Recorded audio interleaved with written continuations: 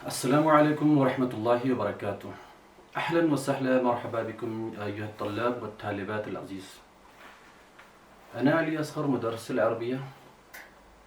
تعالوا نتعلم اللغة العربية للصف العاشر. نحن نتكلم عن اللغة العربية في هذا الفصل في الصف العاشر. عزیز طلبہ و طالبات، میں علی اصغر جو ایک عربی ٹیچر کے حیثیت سے کام کرتا ہوں. یوں تو ہر زبان کا اصول یہ ہے کہ جس زبان میں بات کیا جائے، جس زبان کو پڑھایا جائے تو ہمیں اسی زبان میں ہی بات کرنا چاہیے. لیکن یہاں پر ایک مشکلات یہاں پر ہمیں یہ پیش آ رہا ہے کہ عربی زبان کی اگر ہم بات کریں تو ہمارے اس چھوٹے سے اس منطقے میں کرگل میں اگر ہم عربی زبان میں ہی اگر ہم کلاس کو چلائیں گے تو ہمارے بچوں کو سیکھنے کے لیے بہت ہی سارے دشواریوں کا سامنا کرنا پڑ رہا ہے، کیونکہ یہ زبان بہت ہی کم ٹائم میں ہم نے یہاں پر ہمارے اسکولوں میں آیا ہوا ہے یہ کتابیں. تو یہاں پر مجھے لگتا ہے کہ اس عربی کلاس کو، عربی اس تعلیمات کو یہاں پر ہمیں پڑھانے کے لیے، لوگوں تک پہنچانے کے لیے ہمیں اردو کا سہارا لینا بہت ہی ضروری ہے. دوسری بات یہ ہے کہ ہم عربی زبان کو اپنی مادری زبان میں بھی بتا سکتے تھے، لیکن یہاں پر یہ بھی ایک مشکل ہے کیونکہ ہمارے اس کرگل میں مادری زبان جو کوئی بلتی بولتے ہیں، کوئی پرگی، کوئی شینا زبان بھی بولنے والے بہت سارے ہیں، جو ان بچوں کے لیے بہت سارے دشواریوں کا بھی سامنا کرنا پڑ سکتا ہے. زیادہ وقت ضائع نہ کرتے ہوئے آج ہم 10ویں جماعت کی کلاس کے لیے ایک عربی کا فرسٹ چیپٹر کو ہم نے لے کر آیا ہوا ہے کہ ہم عربی زبان اور عربی کتاب کو ہم کیسے پڑھیں گے، بچوں تک کیسے پہنچائیں گے اور ان کو اس تعلیم کے بارے میں کس طرح سے ہم آشنا کرائیں گے.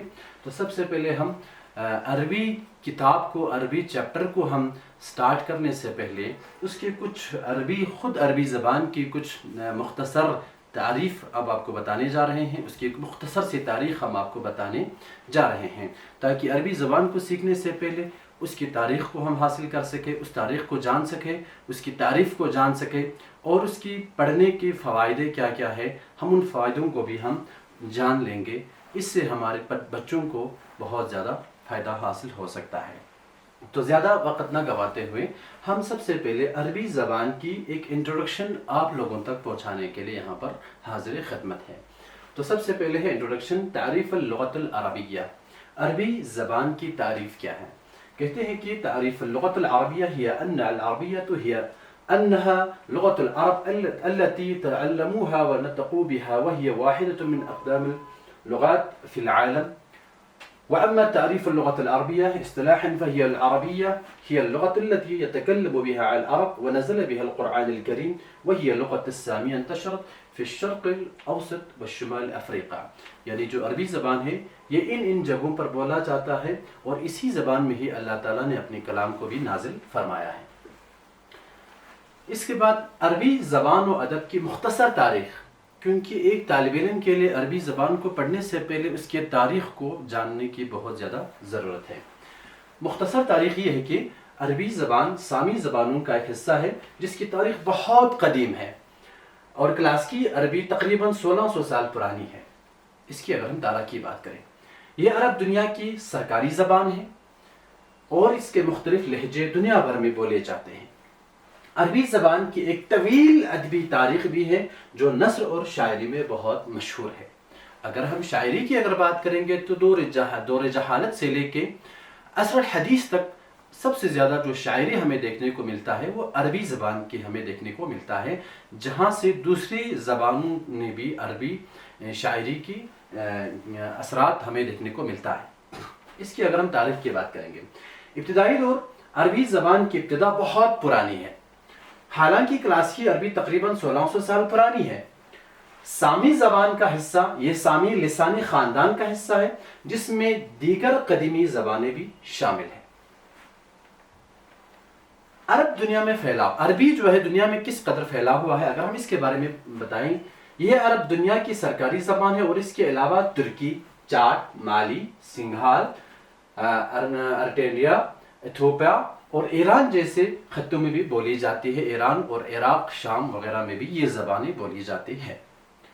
لہجے کی اگر ہم بات کریں عربی زبان کے مختلف علاقائی لہجے ہیں، جیسے بحرانی عربی، خلیجی عربی، نجدی عربی، عمانی عربی اور حجازی عربی۔ بولے تو عربی ہی بولی جاتی ہے، لیکن ان علاقوں کے حساب سے ہر عربی زبان کا الگ الگ لہجہ بھی پایا جاتا ہے۔ جس طرح سے یہ ایک مصمم اصول ہے کہ ہماری کوئی بھی بھاشا ہو، ہر چند کلومیٹر کے بعد جس طرح سے ہماری زبان کا لہجہ بھی بدل جاتا ہے، اسی طرح سے عربی زبان کا بھی لہجہ بھی بدلتے ہوئے آ رہا ہے۔ ادبی تاریخ، عربی زبان ایک طویل ادبی تاریخ ہے جس میں نثر اور شاعری کی شکل میں بہت سی تخلیقات موجود ہے۔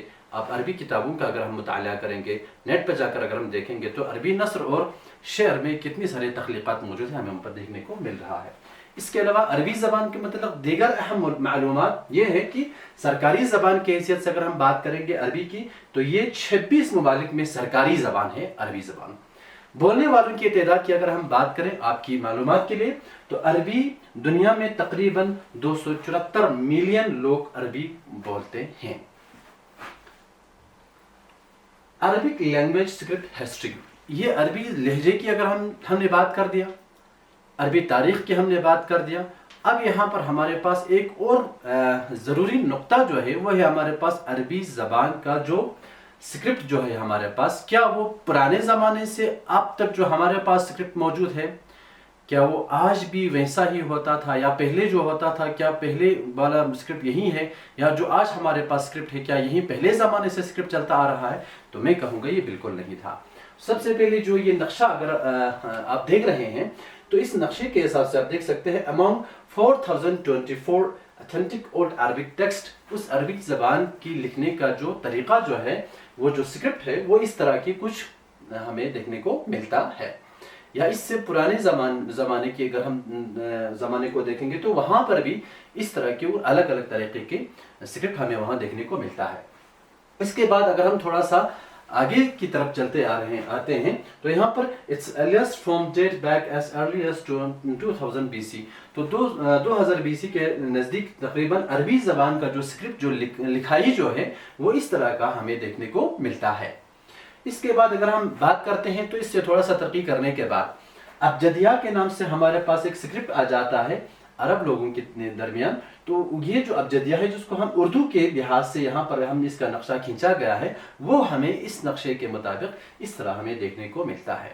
اور نئے عربک زبان کا جو اسکرپٹ ہے، جو نئے دور کا جو عربک ہے، تو وہ ہمیں جو آج ہمارے پاس جو اسکرپٹ موجود ہے وہ ہمارے کو اس طرح کا ملتا ہے، جو ہمارے قرآن کا جو زبان ہے، قرآن کا جو الفاظ ہے، وہ ہمیں اس طرح کا دیکھنے کو ملتا ہے۔ اس کے علاوہ آج بھی ہندوستان اور ہندوستان سے باہر جتنے بھی ممالک کے میوزیم ہیں وہاں پر بھی ہمیں اس طرح کے تخلیقات، اس طرح کے اسکرپٹس ہمیں وہاں دیکھنے کو ملتا ہے، جو کہ پہلے زمانے میں ہمارے پاس اس طرح کے اسکرپٹ موجود تھے، جو آج ہم اس دور جدید میں، اس دور حاضر میں جو ہم عربی پڑھتے ہیں اس کا اسکرپٹ ہمیں ایسے ہمیں دیکھنے کو ملتا ہے، جو الف با تا سا کے ذریعے سے، جس میں ہمیں عربی زبان جو پہلے بنا اعراب کے ہوتے تھے، زیر زبر پیش کے ہوتے تھے، اب ہمارے پاس حروف تہجی کی شکل میں آ گیا، اور ان حروف تہجی پر ہمیں کچھ حرکات زیر زبر پیش وغیرہ بھی ہمیں دیکھنے کو ملتا ہے، جس سے ہمیں پڑھنے کے لیے بہت زیادہ آسانی ہوتا ہے اور سمجھ بھی سکتے ہیں۔ اس کے علاوہ عربی سیکھنے کی کیا وجوہات ہیں، کیوں ہم عربی سیکھیں، کیوں ہم عربی کی طرف رغبت دیں؟ تو اس کی بہت ساری وجوہات ہیں، اس میں سے چند نکات ہم آپ کی گوش گزار کرنا چاہیں گے۔ سب سے پہلے تو ہم یہ کہیں گے کہ یہ خدا کی کلام کا چننا۔ ہم عربی زبان کو اس لیے پڑھتے ہیں کہ یوں تو ایسی بات نہیں کہ فقط عربی ہی خدا کی زبان ہو، بلکہ عربی زبان جو ہے، عربی زبان کو خداوند عالم نے عربی زبان میں ہی قرآن کو نازل کیا، تو اس حیثیت سے ہم کہہ سکتے ہیں کہ خدا کی کلام کا چننا۔ دوسرا، عربی کے متعلق علمی صلاحیت کو بہتر بنانا۔ عربی کے متعلق جو بھی چیزیں ہیں ہم صلاحیت کو ہم حاصل کر سکتے ہیں۔ عربی زبان و ادب کی غلط فہمیوں سے بچیں، ہم ان غلطیوں سے بچ سکتے ہیں۔ یہ دنیا کی 5ویں سب سے زیادہ عام زبان ہے۔ عربی کا علم انسان کی عقیدت اور عبادت کو بہت زیادہ معنی خیز بنا دیتا ہے، تو یہ فوائد ہیں۔ اس کے علاوہ دین کے ساتھ زیادہ گہرائی کے ساتھ منسلک ہونے کے لیے اسلامی علوم کی کتابوں تک رسائی حاصل کر سکتے ہیں عربی زبان کو پڑھنے کے ذریعے سے۔ رسول اللہ صلی اللہ علیہ وآلہ وسلم و دیگر ائمہ و صحابہ کرام علیہ السلام کے ارشادات کو سمجھیں۔ دیکھیے ایک عام انسان قرآن کو پڑھ تو سکتے ہیں لیکن قرآن کے معنی کو فہم نہیں کر سکتے ہیں، ان کی شان نزول کو نہیں سمجھ سکتے ہیں۔ صحابہ اکرام ائمہ طاہرین علیہ السلام کے ارشادات کو بآسانی ہم سمجھ سکتے ہیں اگر ہم نے بہترین طریقے سے عربی زبان کو سیکھ لیں۔ قرآن و دعا کو صحیح تلفظ و بامعنی پڑھ سکتے ہیں، یعنی قرآن اگر آپ نے عربی سیکھا ہے تو آپ قرآن کو صحیح تلفظ کے ساتھ پڑھ سکتے ہیں، بامعنی پڑھ سکتے ہیں۔ جو قرآن پڑھ رہے ہیں، جو دعا ہم لوگ پڑھتے ہیں تو اس کو ہم بامعنی سمجھ بھی سکتے ہیں۔ یہ بہت بڑا فائدہ ہے سمجھنے اور عربی میں قرآن کی تلاوت کرنے سے بے شمار زمینی اور آسمانی نعمتوں سے نوازا جائے گا، یہ ایک مسمم بات ہے۔ نیز بے شمار خطاؤں سے محفوظ بھی رہ سکتے ہیں، کیونکہ عربی زبان ایک ایسی زبان ہے جس میں اگر ایک حرکت، ایک زیر، ایک زبر یا ایک پیش اگر ادھر ادھر ہو جائے تو پوری جو لفظ کا جو ہے معنی وہ ادھر سے ادھر ہو جاتا ہے، تو ان خطاؤں سے ہم بچ سکتے ہیں۔ عربی بولنے والے قومی تجارت کے لیے تیزی سے بڑھتی ہوئی مارکیٹ ہے۔ آج کے اس دور میں عربی زبان کو سیکھنے کا ایک بڑا فائدہ یہ بھی ہے، عرب دنیا کو عالمی معیشت میں ضم کرنے کے اقدامات سے متعدد ممکنہ نئے کاروباری مواقع کھل رہے ہیں، مثلا تجارت، مترجم، سیاحوں کی رہنمائی اور عربی آسامیوں جیسے عربی teacher, Arabic lecturer, assistant professor وغیرہ میں حصہ لے سکتے ہیں۔ عربی زبان کو حاصل کرنے کا یہ بہت بڑا فائدہ ہے۔ تو یہ تھا ہمارا ایک اس عربی کلاس میں ایک مقدمہ عربی زبان کی تاریخ، اس کی کچھ مقدمات ہم آپ کے سامنے پیش کر رہے تھے۔ تو آئیے ہم اب ہمارا جو مین جو کلاس تھا عربی 10 کلاس کا جو عربی زبان کا جو ہے عربی سبجیکٹ کا جو ہے پہلا چیپٹر ہمارے کو دیکھنے کو ملتا ہے، جس کا موضوع ہے یقضی سعید اجازت فی الدراست۔ سعید نام کا ایک جو لڑکا ہوتا ہے وہ ویکیشن میں بھی اپنے آپ کو تعلیم کے ساتھ محو مگن رکھتا ہے۔ صف العاشر درس الاول کلاس 10 کا پہلا چیپٹر ہے، سی بی سی کلاس 10 کا چیپٹر نمبر 1۔ تو سب سے پہلے اس 10 کلاس کی عربی کے پہلے چیپٹر کو سٹارٹ کرنے سے پہلے ہم یہاں پر ایک مقدمات پیش کرنا چاہتا ہے، ایک مختصر کچھ نکات آپ کو بتانا چاہیں گے۔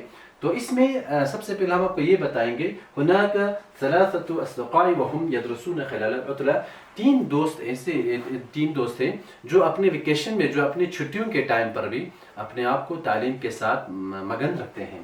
تو اس میں 3 دوست کون ہیں؟ ایک کا نام سعید ہے، دوسرا نبیل اور تیسرا محمد نام کے 3 لڑکے ہیں۔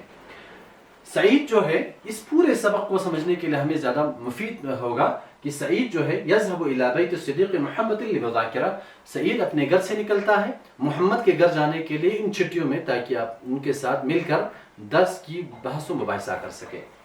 نبیل هو صدیق السعید وهو ايضا يذهب مع السعید الى بیت محمد للمذاکرہ، یہ نبیل جو بھی ہے وہ بھی رستے میں سعید کے ساتھ ملتا ہے، اس کے ساتھ بات چیت کرتا ہے، اس کے بعد وہ بھی محمد کے گھر چلا جاتا ہے سبق درس و تدریس کے لیے۔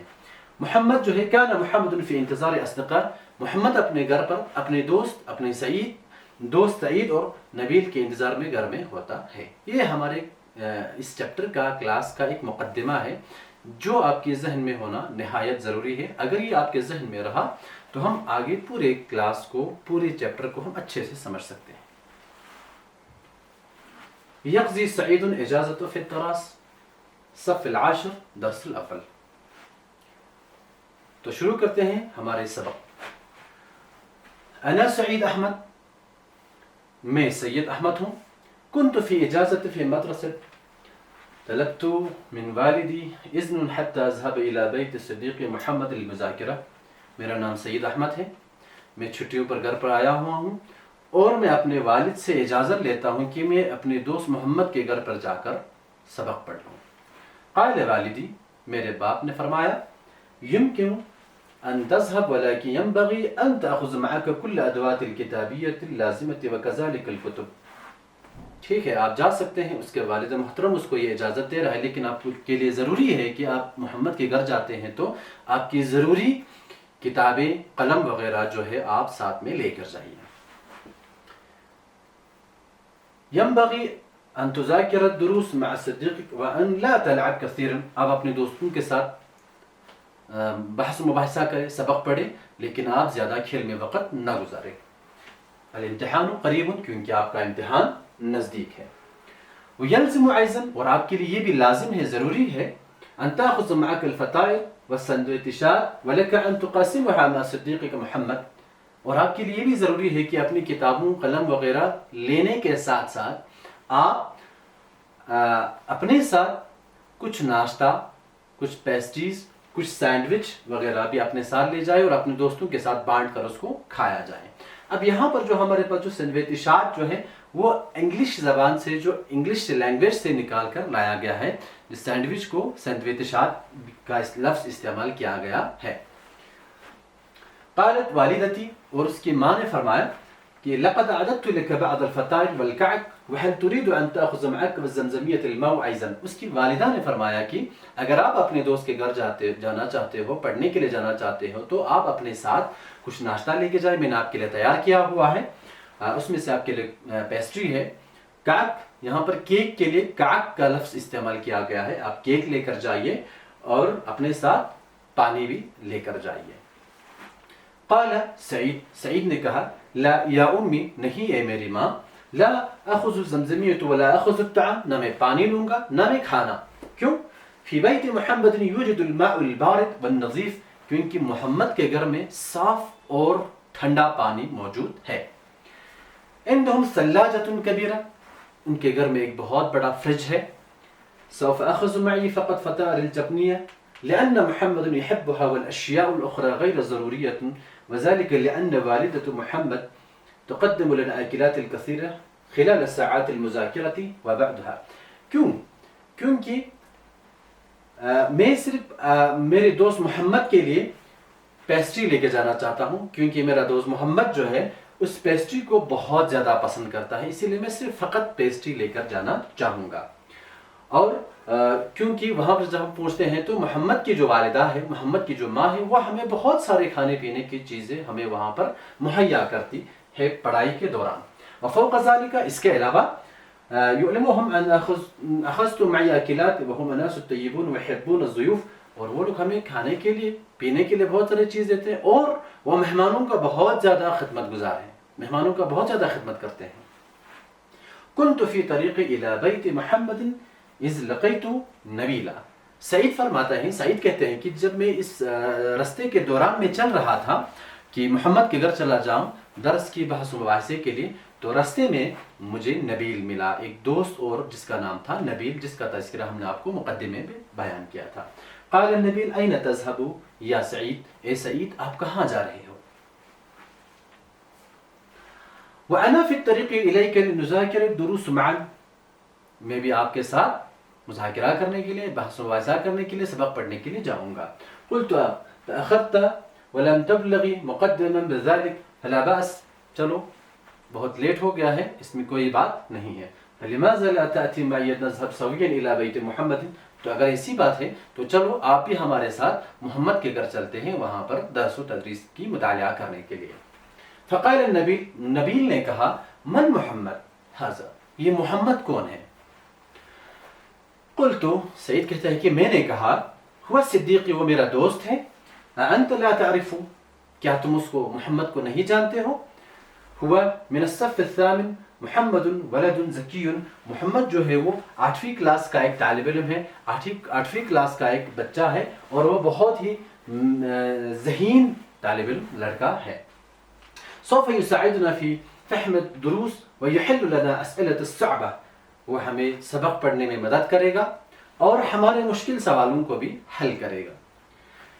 انه يرحب بك ايضا ان شاء الله، هو صدیق لی حمیم، وہ ہمارے ضرور مددگار رہے گا اور وہ نہایت ہی دل کا نیک لڑکا ہے. قال نبیل، نبیل نے کہا اتفق معك، میں آپ کے ساتھ موافقت کرتا ہوں، I agree. تذکرت الآن، ابھی مجھے یاد آ گیا. هو ذلك الولد الطويل الذي يجيد ايضا لعبة الكرة القدم، اچھا وہ لڑکا ہے جو فٹ بال کھیلنے میں بہت زبردست لڑکا ہے. قلت نعم. قال النبیل، میں نے کہا ہاں. نبیل نے کہا عارف جیدا، ہاں اب میں اس کو اچھے سے جانتا ہوں. ويعرفني ايضا، اور محمد بھی مجھے جانتا ہے. لا بأس کوئی بات نہیں، نذهب إلى بيته، چلو ہم اس کے گھر چلتے ہیں۔ توجہ سعید و نبیل إلى بیت محمد، محمد کے گھر کی طرف اب نبیل اور سعید چلنے لگا۔ کان محمد فی انتظار سعید، محمد اپنے گھر پر اپنے دوست سعید کے انتظار میں بیٹھا ہوا تھا کہ کب وہ آئے اور ہم سب مل کر ایک جگہ پر بیٹھ کر اچھی طریقے سے اپنی تعلیم کو جاری رکھ سکے۔ سعید محمد عندما رأى سعیدا ورحب به ورحب النبی ايضا، جب سعید نے محمد نے سعید اور اس کے دوستوں کو دیکھا تو بہت زیادہ خوش ہو گیا۔ توجہ الجميع الى غرفة دراسة محمد، اس کے بعد وہ محمد کے گھر کی طرف روانہ ہوئے، چلنے لگے۔ ان سلم علی والدی محمد، اس کے بعد محمد کے والد کو انہوں نے سلام کیا، جو کہ آداب ہے۔ درس جمیع لحوالي ساعتين، ان تین طالب علم نے، ان تین دوستوں نے تقریباً 3 گھنٹے تک اپنی تعلیم کو جاری رکھا، پڑھنا شروع کیا، پڑھتے رہے۔ اس کے بعد قدمت لهم والدة محمد الحلویات والفاکہہ واللبن وغیرہ، محمد کی ماں نے ان تین دوستوں کے لیے، ان تین لڑکوں کے لیے کیا لایا؟ حلویات، مٹھائیاں لائے، فواکہ، فروٹس لائے، میوے لائے، لبن، دودھ وغیرہ وغیرہ لایا۔ بعد ذلك لعب 3 لمدة قصيرة في حديقة البيت، اس کے بعد جب انہوں نے پڑھنا مکمل کیا، 3 گھنٹے پڑھنے کے بعد، کچھ چیزیں کھانے پینے کے بعد، انہوں نے کیا کیا؟ تقریباً 3 لمدة، کم سے کم 3 گھنٹے انہوں نے کیا کیا؟ اپنی محمد کے گھر کے باغیچے میں، پارک میں کھیلنے لگے۔ بعد انتہاء من ذلك رجع سعید و نبیل الى بیتها، جب انہوں نے پڑھائی ختم کیا، اپنا کھانا پینا ختم کیا، کھیل کود ختم کرنے کے بعد، اب وہ گھر کو واپس لوٹے، محمد نبیل اور سعید۔ تو عزیز طلبہ طالبات، یہ ہماری 10ویں کلاس کی پہلے لیسن، پہلے چیپٹر کا سبق تھا جو آپ کے سامنے ہم نے یہاں پر پیش کیا۔ اب ہمارے پاس اسی چیپٹر سے ہم نے کچھ کوسچنس نکالے ہیں جس سے آپ کو سمجھنے میں بہت زیادہ آسانی ہوگا۔ کچھ سوال یوں ہے کہ من ہوا صدیق السعید، صدیق السعید یعنی سعید کا دوست کون تھا؟ لماذا ذهب السعید الى بیت محمد، محمد کہ سعید جو ہے محمد کے گھر کیوں چلا گیا؟ ماذا طلبت والدة سعید منه ان ياخذ معه، اس کی ماں نے محمد سعید کو کیا کہا کہ اپنے ساتھ لے کے جانے کے لیے؟ لماذا لم ياخذ سعید الزمزمیۃ والطعام، سعید نے اپنے گھر سے کھانا اور پینا لے کر کیوں نہیں گیا؟ من لقی سعید فی الطریق، سعید کو رستے میں کون ملا؟ چھٹا کوسچن ہے ہمارے پاس، این ذهب سعید و نبیل، سعید اور نبیل جو ہے وہ کہاں گیا؟